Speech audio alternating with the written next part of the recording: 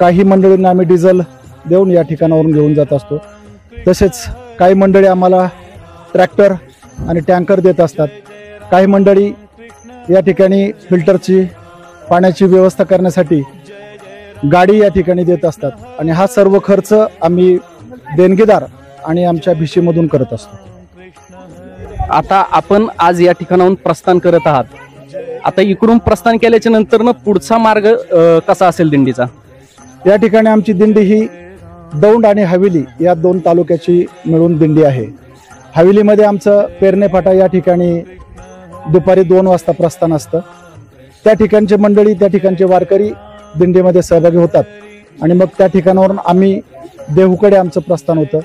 देहूला आम्ही प्रस्थानला सहभागी होतो आणि झेंडेमळ्यामध्ये आमचा आज संध्याकाळचा मुक्काम असतो. 1 दिवसाची वारी अशा प्रकारचं एक संकल्पना या दिंडी सोहळ्याच्या माध्यमातून आखलेली आहे.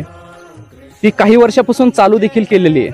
ही 1 दिवसाची वारी नक्की काय आहे आपण त्यांच्याकडून जाणून घेऊयात. तुमचं नाव सांगा पहिल्यांदा. मी सतीश अंडाळ, दिंडीचा संचालक. 1 दिवसीय वारी यासाठी आहे की सर्वच लोकांना 21 दिवसाचा सोहळा करता येत नाही, तर सोहळ्याचा आनंद घेण्यासाठी यवत ते वरवंड अशी 1 दिवसीय वारी आम्ही स्थानिक लोकांसाठी आणि बाहेरच्या लोकांसाठी ठेवलेली असते की जेणेकरून त्या लोकांना सुद्धा सोहळ्याचा आनंद मिळावा आणि एक नवीन ऊर्जा तयार व्हावी, यासाठी आम्ही 1 दिवसीय वारी केलेली आहे. या दिंडी सोहळ्यामध्ये कशा प्रकारे स्वर्गीय आनंद मिळतो, कशा प्रकारे हे 21 दिवस जातात आणि या 21 दिवसामध्ये कशा प्रकारे माणसाची मनप्रवृत्ती बदलते, याची आपल्याला थोडक्यात माहिती आपले हे वारकरी सांगतायत. या सोहळ्यामध्ये पुण्यश्लोक अहिल्यादेवी होळकर दिंडी सोहळ्यामध्ये खरं तर सगळे वारकरी सहभागी होतात. त्याच्यात मोठेवाड्याचे काय असतात, पाटसचे मोठवाडा आणि ह्याचे काय असतात आपले बोळवाडीचे काय असतात, चिरेगावचे काय असतात, केडगाव आणि केडगाव, बोरीपारदी आणि या पंचक्रोशीतले सगळेच गाव आणि हवेली दौंड तालुका आणि हवेली तालुका याच्यातले वारकरी असतात.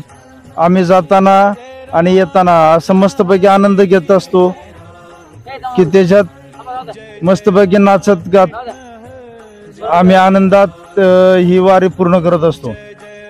खऱ्या अर्थाने हा स्वर्गीय सोहळा अनुभवण्यासाठी वर्षभर काबाड कष्ट करणारे शेतकरी असतील, आमचे मेंढपाळ बांधव असतील, हे आतुरतेने या सोहळ्याची वाट बघत असतात.